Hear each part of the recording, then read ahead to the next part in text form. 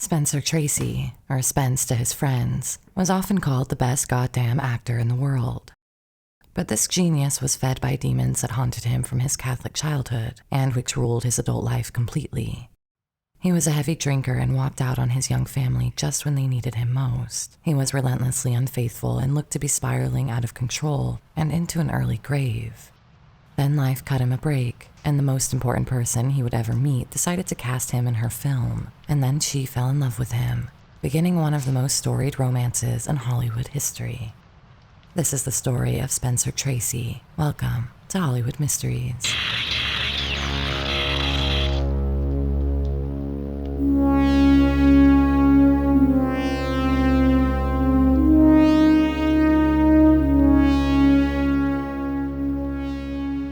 Spencer Tracy entered the world at a time when his father, John, had already established himself as a prosperous self-made man. John hailed from a deeply Catholic family with Irish roots dating back to the Great Potato Famine. Both his father and grandfather had earned their fortune through the American railroad industry in Wisconsin, and this success allowed John and all of his siblings to attend the prestigious St. Mary's High School. John later graduated from the University of Notre Dame, and two of his three sisters chose to live as nuns. On the other hand, Caroline Tracy's background was very different. Her ancestors had been in America since the colonial period, making their wealth in the grain milling business, and were members of the First Presbyterian Church. Caroline was known for her exceptional beauty and pampered upbringing, but she angered her father when it came to marrying John, an Irish Catholic. Sadly, John's struggles with alcohol led him to losing his job, and the couple had to move back to Freeport. They initially lived in John's family home where their first son, Carol Tracy, was born. After that, they moved into Carrie's parents' larger house, before finally settling in Merrill Park, Milwaukee, where their second child, a boy, was born. They named him Spencer Bonaventure, in honor of Carrie's friend and their sister Bonnie. By then, the Tracy family had relocated to a spacious house in Bayview, a suburb of Milwaukee. Spencer's family relocated twice more to homes closer to his school. Carrie hoped to monitor him more closely, but Spencer still preferred the company of tougher kids from beyond his own neighborhood. Spencer and his brother Carol spent summers in Fremont with their grandparents. While Spencer's parents were forgiving, his grandparents kept him busy by giving him a nickel to watch silent films, where he fell in love with storytelling. His home life improved when his father John managed his alcohol issues and stopped drinking altogether. With the local bar no longer an option, John spent his evenings at home.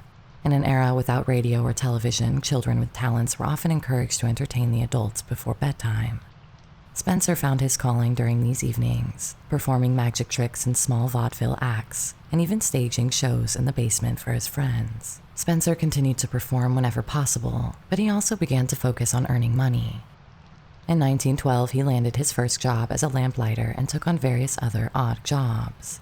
Seeing him more settled and responsible, his parents felt confident enough to take him out of the Dominican Sisters School and enroll him in Wauwatosa High, a local public school. Unfortunately, this change was not a wise move, and Spencer quickly flunked out. Needless to say, Spencer soon found himself back in a Catholic educational setting, returning to St. John's and then attending Rockhurst Academy after his family relocated to Kansas City. This Jesuit institution had a positive impact on him. Spencer recalled, "I remember Rockhurst as a big building, and I remember pursuing to the best of my abilities the study of Latin and geometry. I also remember that there were some boys at Rockhurst and in Kansas City who were mighty good fighters." By 1917, his father's job situation deteriorated, prompting the family's return to Milwaukee. Spencer enrolled in Marquette Academy and co-founded an amateur drama group with his friend Bill O'Brien. He also felt a religious calling, explaining, "The influence is strong, very strong, intoxicating. The priests are all such superior men, heroes. You want to be like them. We all did. Every guy in the school probably thought some more or less about trying for the cloth. You lie in dark and see yourself as Monsignor Tracy, Cardinal Tracy, Bishop Tracy, Archbishop. I'm getting goose flesh." However, once the United States entered World War I, Spencer's ambitions changed. He said, "Well, it was wartime, 1917, and the uniform seemed more appropriate than the habit, or more glamorous. Everybody was joining up, so we did too. Carol and Pat and I went into the Navy, and I guess that's where Cardinal Tracy started turning into Admiral Tracy." Although he didn't engage in combat as the war ended shortly after, he often spoke about the influence of military training on his life, saying, "The training, the discipline, and the healthy life not only did me good physically, but mentally as well. I realized for the first time that a man must make his own way in life, that he must assume certain responsibilities, and that a man can't receive too much education because the Navy demands alert minds."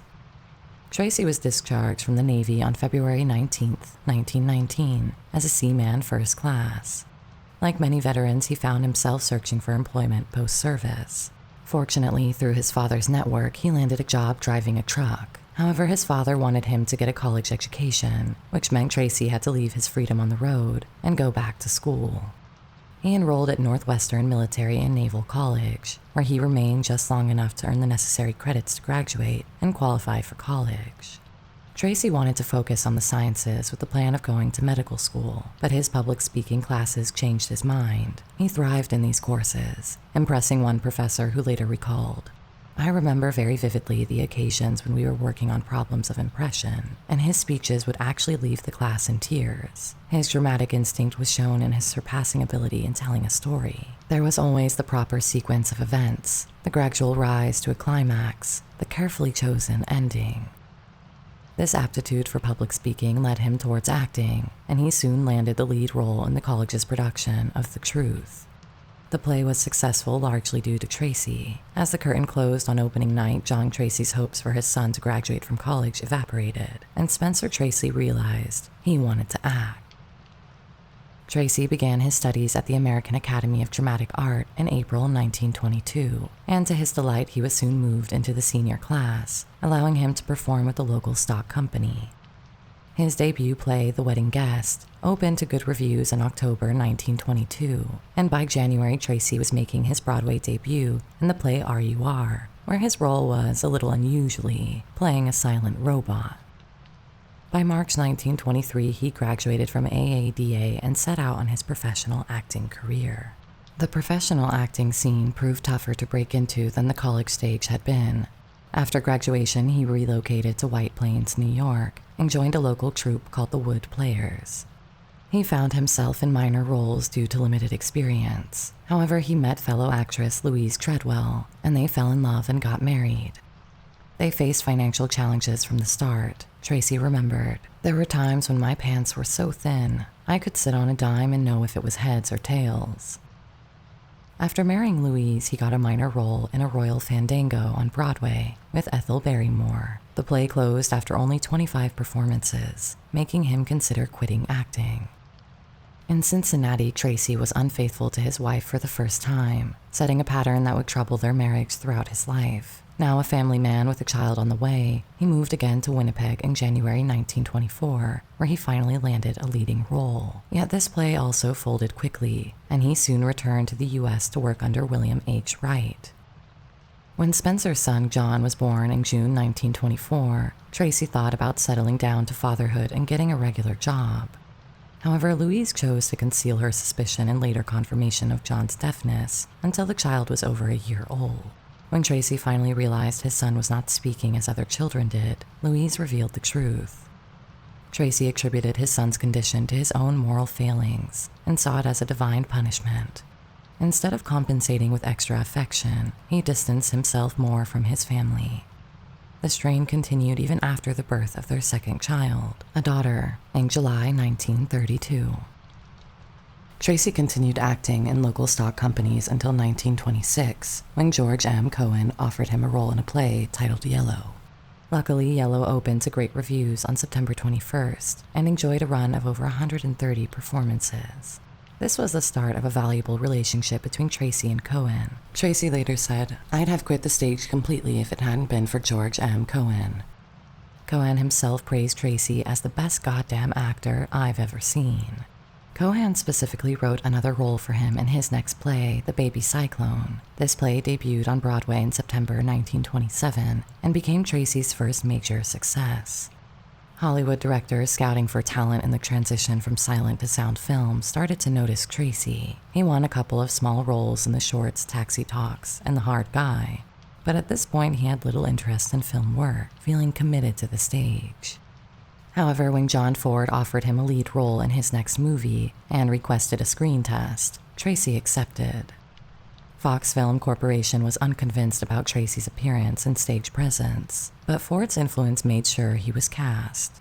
So Tracy starred alongside Humphrey Bogart in Up the River, which premiered in 1930. After seeing his performance, Fox executives revised their opinion and offered him a contract. Tracy accepted the contract and moved his family to the West Coast. The Fox company was keen to cultivate some new stars. They threw their full support behind Tracy, casting him in the 1931 film Quick Millions. Quick Millions was something of a bomb, but Fox was backing Tracy and continually provided him roles. However, the subpar scripts and poor production quality of these films led to more failures. Tracy's career seemed precarious until his seventh film, Disorderly Conduct, which turned out to be his most lucrative since Up the River. Although this film and his debut were successful, Tracy still hadn't become a household name. Disappointed with the roles he was getting, Tracy considered leaving Fox once his contract ended in 1932. Fox offered him a salary increase to $1,500 a week. However, Fox continued to cast him in less prestigious B movies. He starred in Me and My Gal in 1932, and while on loan to Warner Brothers, appeared in 20,000 Years in Sing Sing alongside Bette Davis. His career was moving, but it was slow going, as it had always been. Unlike other stars, he never felt he could rely on his looks to get by, and had to act better than anyone else to make it. Tracy never considered himself particularly handsome, once saying his face was as plain as a barn door, and questioning why anyone would pay 35 cents to look at it. After a 2-week drinking spree disrupted the production of Marie Galante in 1934, Fox suspended him from acting and sent him to a hospital for detox and alcoholism treatment. When Tracy had recovered enough, Fox also sued him for the $125,000 loss due to the filming delays. Understandably, Tracy was also upset about the fine, and he decided he would only stay with Fox for 2 more films. Tracy finally won the fame he longed for with his performance as Tom Garner in The Power and the Glory in 1932. Critics loved the film. One wrote that this sterling performer has finally been given an opportunity to show an ability that has been boxed in by gangster roles. Now he was really on the rise, and the first thing he would shake off was his own wife and child. In 1933, Spencer Tracy and his wife decided to separate, which allowed Tracy to engage openly in an affair. Both he and Louise spoke to the media about their separation, explaining that they remained friends and had not pursued a divorce. Joseph L. Mankiewicz, a friend of Tracy's, later said, "He didn't leave Louise. He left the scene of his guilt." During this period, Tracy became romantically involved with Loretta Young, who he had met on the set of Man's Castle.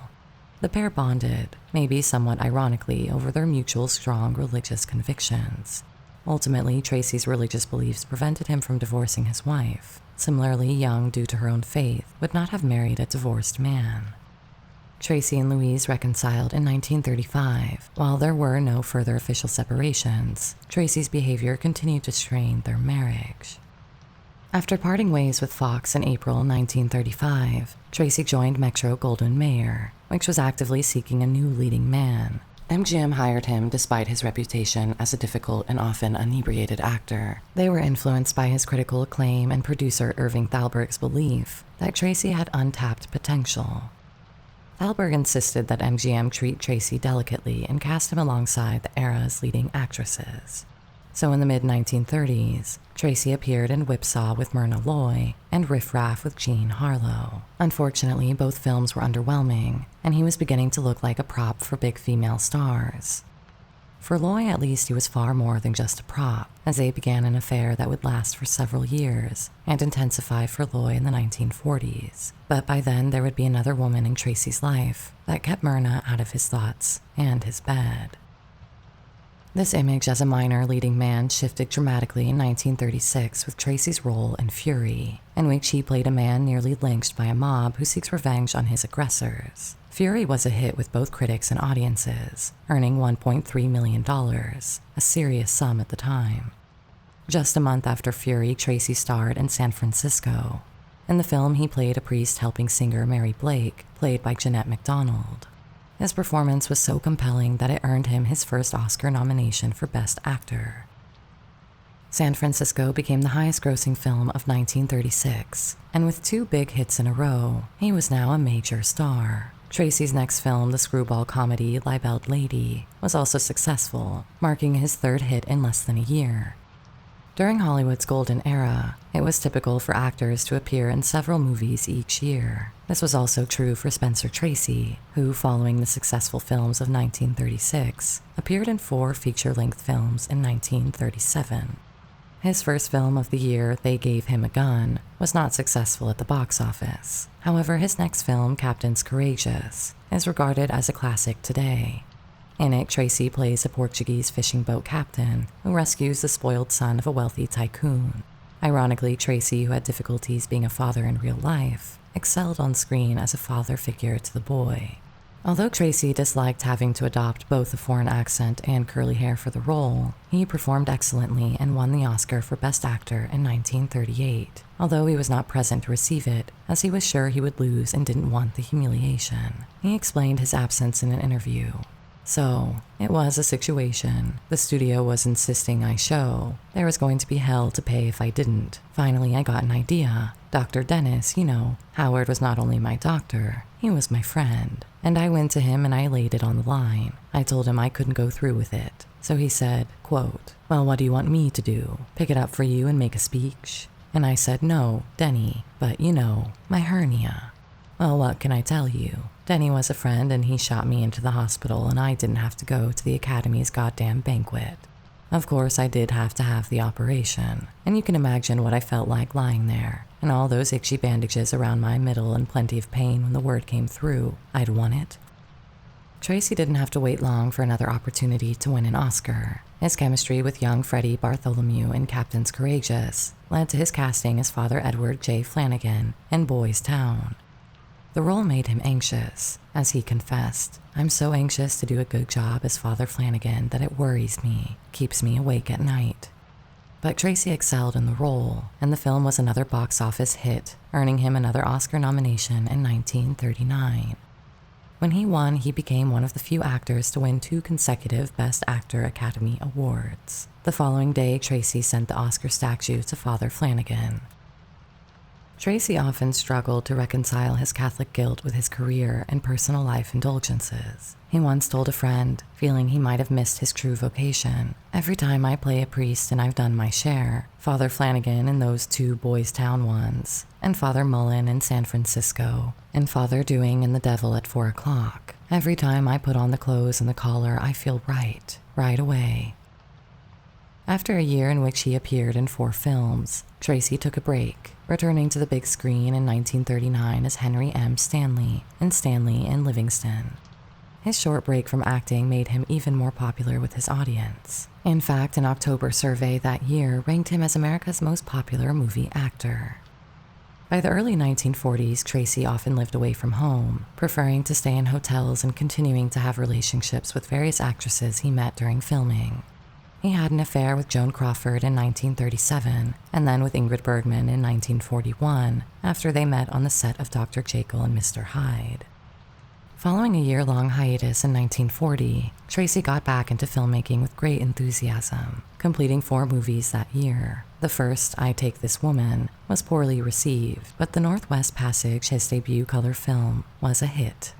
He then portrayed Thomas Edison in Edison the Man, and although the film itself was critiqued negatively, Tracy's performance was highly praised. His 4th film of 1940, Boomtown, featuring Clark Gable and Claudette Colbert, along with Hedy Lamarr, whipped up immense pre-release buzz and saw an opening crowd comparable to that of Gone with the Wind. In spring 1941, MGM revised Tracy's contract to assure him of $5,000 per week and limited his appearances to no more than 3 films annually. From then on, he was not only a star, but also consistently received top billing in every film. In 1941, Spencer Tracy teamed up with Katharine Hepburn for Women of the Year, a film that ignited one of Hollywood's most storied on-screen and off-screen romances. At that time, Hepburn was riding high from the success of the Philadelphia Story, and so she was given the privilege of choosing her director and co-star for her next film. She selected George Stevens to direct, and Tracy as her leading man. The film shows Hepburn and Tracy as newspaper journalists caught up in a battle of the sexes that blossoms into a romance. Hepburn was determined not to be overshadowed by Tracy. Knowing that Tracy stood just over 5'10", she wore her tallest heels to their first meeting. "You're a little short for me, Mr. Tracy," is how Hepburn greeted him. "Don't worry, he'll cut you down to size," producer Joseph Mankiewicz retorted. Tracy took the jibe and threw one right back at Hepburn over her trouser suit, a very masculine look for the era. Tracy was fascinated by the assertive challenge, and their chemistry was obvious from the start, even though at first they only expressed it through quips, glares, and ribbing. Also, John Ford's strong feelings for Hepburn could have made Tracy find her even more appealing. But her relationship with Ford, a cinematic father figure in Tracy's career, might have made her seem like a forbidden fruit. At the beginning, Tracy was uneasy around her. Talking with George Stevens, he would not call Hepburn by name, referring to her simply as the woman. On set, he was often seen glaring at Hepburn while intently sucking on a peppermint. Even though he was weighed down by his own insecurities, Tracy expected others to defer to him, but this was not to be the case on the set of Woman of the Year. Hepburn was in charge, having arranged the project and hired the crew. Tracy expressed his frustration to Stevens, saying, "I sure as hell walked into a fine situation, finding himself in a film dominated by Hepburn and her chosen director." Soon, rumors spread at MGM that Tracy and Hepburn were involved romantically. In fact, it was more than that. They had fallen in love. Tracy didn't have to wonder long about Ford's reaction to his affair with Hepburn. Just 5 days after they started shooting Woman of the Year, Ford abruptly left for what he claimed was a short business trip. A heartbroken Ford stayed away from Hollywood for the next 4 years. Their non-traditional relationship arrangement might have even appealed to Hepburn, who had previously turned down proposals from both Leland Hayward and Howard Hughes. However, Tracy's infidelity continued, beginning with an affair with Gene Tierney during the filming of Plymouth Adventure. Myrna Loy took particular issue when she found out about Tracy and Hepburn. She did her best to try and win him back from Hepburn, believing Tracy was hers. She explained, "I loved Spence. He was adorable. I loved him and I really did love him. I loved him. I mean, I was in love with him and she got in the way." Hepburn seemed to take it in her stride, and she and Tracy remained deeply committed to each other, both in their personal lives and through their collaborative work in films. One of the strengths of Spencer Tracy's relationship with Katharine Hepburn was her ability to make him treat her both as a lady and as an equal, and it worked both ways. This was evident even in seemingly trivial matters. For instance, when a writer criticized him for being billed above Hepburn on movie posters, suggesting that as a gentleman he should defer to ladies first, Tracy retorted, "This is a movie, chowderhead, not a lifeboat." Over 3 decades, Tracy and Hepburn starred in 9 films together, each one a commercial success. This led MGM to pair him with Hepburn once again in Keeper of the Flame. This dramatic mystery did not impress critics, but thrilled audiences, and it earned even more than Woman of the Year. By then, the United States was deep into World War II, and Hollywood played its part in the war effort. Tracy's next 3 films focused on wartime themes. The success of these films made Spencer Tracy MGM's top-earning star of 1944, and he had managed all of this while drinking almost constantly. During the 7th Cross, Tracy registered 16 sick days, all of which were due to over-drinking and the resulting hangovers. Exhausted from making 3 movies within a year, Tracy took a break and returned in 1945 to co-star with Hepburn in Without Love. Although the film captured the usual chemistry between the two and was well received by audiences, critics were less enthusiastic, feeling it didn't meet Tracy's typical standard. Tracy's next film, Cass Timberlane, featured Lana Turner alongside him. This was a rare film for Tracy without Hepburn in this period, and the studio was relying not only on their on-screen chemistry, but also on her near-magical ability to keep Tracy off the booze. Tracy battled alcoholism throughout his adult life, a problem that also affected his father's side of the family. Contrary to what some might assume, he wasn't a consistent drinker, but rather had episodes where he would binge drink. Loretta Young noted that Tracy was awful when drunk, and he faced arrest twice due to his actions while under the influence. This led him to often commit to long stretches of sobriety, adopting an all-or-nothing approach to drinking. Myrna Loy observed that after days of drinking, Tracy would become very aggressive. Hepburn mentioned that he could go without drinking for months, even years at a time, but his relapses were sudden and unexpected. In the mythology surrounding Tracy and Hepburn, there's a persistent image of Hepburn searching through bars to find Tracy. Hepburn herself refuted this idea as stupid and fabricated. In the first place, I wouldn't do it because that would be too public for him. And in the second place, I wouldn't do it because it would be too public for me, she stated. That said, at the Beverly Hills Hotel, it was a well-known sign among the staff that if Katharine Hepburn was found sleeping outside of Spencer Tracy's room, the actor had again succumbed to excessive drinking. The situation indicated that Tracy, in his intoxicated state, had locked himself inside the room and refused even Hepburn entry. The extent of violence between Spencer Tracy and Katharine Hepburn is largely based on speculation. Mind you, I don't frighten easily, Hepburn once remarked, but when he became, he had a violent temper. During a discussion with A. Scott Berg, one of her biographers, Hepburn confirmed that Tracy had hit her once. Berg recorded her account of a tumultuous night at the Beverly Hills Hotel. While attempting to get Tracy into bed, he backhanded her across the face. Hepburn believed he was so intoxicated that he was unaware of his actions and would not recall them. Some of their most intense conflicts occurred at Hepburn's 4-story brownstone in Manhattan's Turtle Bay area. In 1991, Hepburn shared a particularly harrowing incident where Tracy allegedly attempted to choke her. She managed to fend him off by pushing him into a closet, a challenging task considering he was significantly heavier than she was, by about 60 or 70 pounds. This incident in New York seemed to mark a turning point, pushing Tracy to a state where he vowed never to let himself lose control like that again. But it wouldn't happen right away. At some point in 1945, Hepburn returned to California, leaving Tracy to his own devices, apart from the MGM minders who were tasked with trying to curtail the hard-drinking star. Chief MGM publicist Howard Dietz had put the capable Milton Weiss in charge of looking after MGM's top star, and according to Dietz, Weiss certainly had his work cut out for him. Weiss called Dietz one afternoon from the Sherry Netherland, detailing how the big man was downing vodka martinis and hurling the glasses at the bar's mirror. He relayed that Tracy claimed it was Dietz's job to care for him, not Weiss's, and he wouldn't stop drinking until Dietz showed up to prove he cared. Harold Rose, Tracy's agent, recalled seeing him spill out of a cab in front of the Sherry Netherland, accompanied by a woman who was clearly a prostitute. MGM's head of security, Whitey Hendry, flew to New York with a few selected officers to handle the situation. They managed to subdue a wildly resisting Tracy and placed him under camisole restraints before admitting him to Doctors Hospital in the early hours of May 11, 1945. The next day, Tracy was moved to a private, secure floor under the alias Charles Newhill, ensuring gossip columnists wouldn't catch wind of his condition. Here, he endured a harsh detox, restrained and hallucinating, fed only liquids like milk, eggs, and fruit juice, and receiving thiamine chloride injections while being physically turned every 2 hours. His outbursts continued. He was violent, saw hallucinations, and had fits of uncontrollable crying. Periodically sedated with sodium luminol to sleep, he cycled through confusion and agitation. By May 13th, Tracy had calmed significantly. His condition improved enough that the doctor removed his restraints.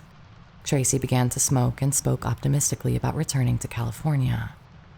By the week's end, he was presentable and ready to receive guests. Tracy was discharged on May 19th, still struggling with insomnia but free from his immediate alcohol-related issues. He returned to Los Angeles to awaiting Hepburn, who had canceled her Pacific tour citing ill health. The past 3 months had left a deep impact on both, and Tracy was about to enter a new phase of sobriety that lasted 10 years. Even without alcohol, Tracy's life was also marred by depression and anxiety. His wife characterized him as having the most volatile disposition I've ever seen, up in the clouds 1 minute, and down in the depths the next. And when he's low, he's very, very low. He suffered from chronic insomnia, which led him to rely on barbiturates for sleep and Dextrin to function during the day. Hepburn struggled to grasp the depth of his distress. She wrote in her autobiography, "What was it? Never at peace, tortured by some sort of guilt, some terrible misery."